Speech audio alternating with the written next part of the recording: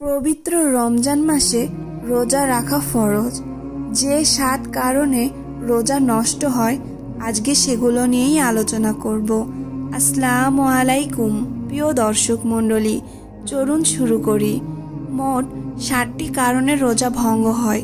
2টি কারণ পবিত্র কোরআন থেকে প্রমাণিত আর বাকি 5টি হাদিস থেকে প্রমাণিত।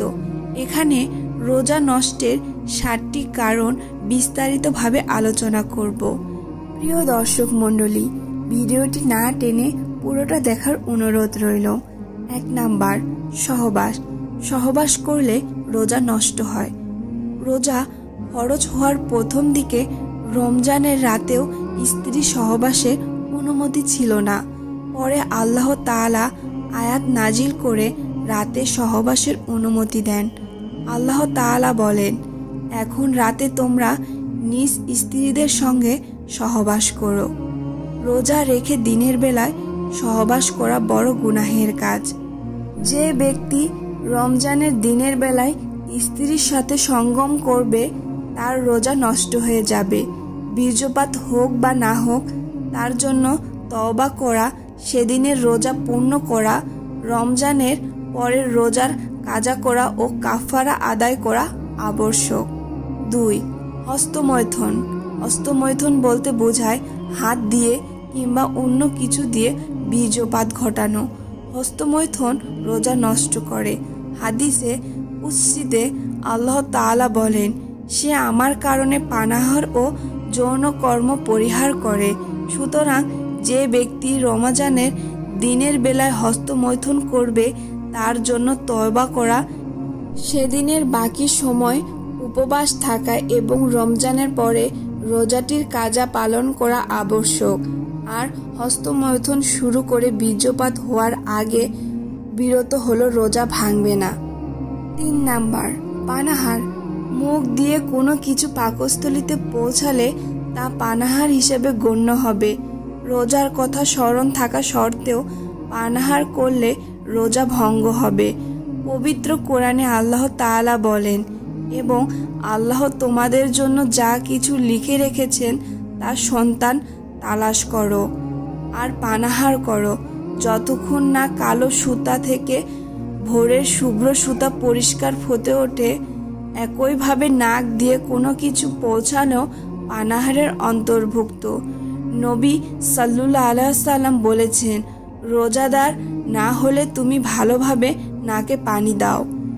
4 নাম্বার, যা পানাহার বলে গণ্য হবে।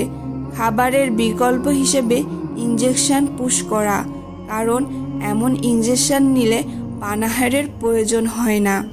তবে যে সব ইনজেকশন পানাহারের বিকল্প নয় বরং চিকিৎসার জন্য দেয়া হয়, যেমন ইনসুলিন, পেনিসিলিন কিংবা শরীরে চাঙ্গা করার জন্য দেয়া হয় কিংবা টিকা হিসাবে দেয়া হয়, এগুলো রোজা নষ্ট করবে না।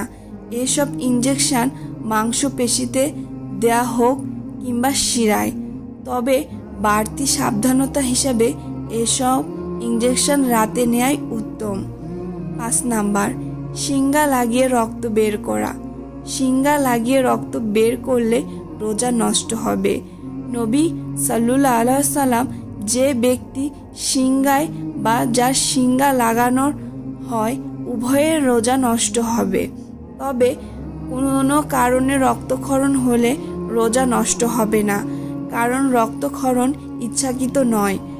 একইভাবে দাঁত তোলা, ক্ষতস্থান ড্রেসিং করা কিংবা রক্ত পরীক্ষা করা ইত্যাদির কারণে রোজা নষ্ট হবে না, কারণ এগুলো শিঙ্গা লাগানোর পর্যায়ভুক্ত নয়। 6 নাম্বার, ইচ্ছাকৃত বমি করা। ইচ্ছাকৃত বমি করলে রোজা নষ্ট হবে। মহানবী সাল্লাল্লাহু আলাইহি ওয়াসাল্লাম বলেছেন, যে ব্যক্তির অনিচ্ছাকৃতভাবে বমি এসে যায় তাকে ওই রোজা কাজা করতে হবে না, কিন্তু যে ব্যক্তি স্বেচ্ছায় বমি করবে তাকে সেই রোজা কাজা করতে হবে। 7 নাম্বার, ঋতুস্রাব ও প্রসবকালীন স্রাব। হায়েস ও নিসাব বা ঋতুস্রাব বা প্রসবকালীন স্রাব শুরু হলে রোজা নষ্ট হবে। মহানবী সাল্লাল্লাহু আলাইহি ওয়াসাল্লাম বলেছেন, যখন নারীদের ঋতুস্রাব হয় তখন কি তারা নামাজ ও রোজা ত্যাগ করে না? সূর্যাস্তের একটু আগে শ্রাপ শুরু হলে রোজাও নষ্ট হয়ে যাবে। আল্লাহ তাআলা আমাদের সঠিক বুঝ ও সঠিকভাবে আমল করার তৌফিক দান করুন, আমিন। ভিডিওটি ভালো লাগলে অবশ্যই চ্যানেলটি সাবস্ক্রাইব করবেন এবং পাশে থাকবেন। জাযাকাল্লাহু খাইরান।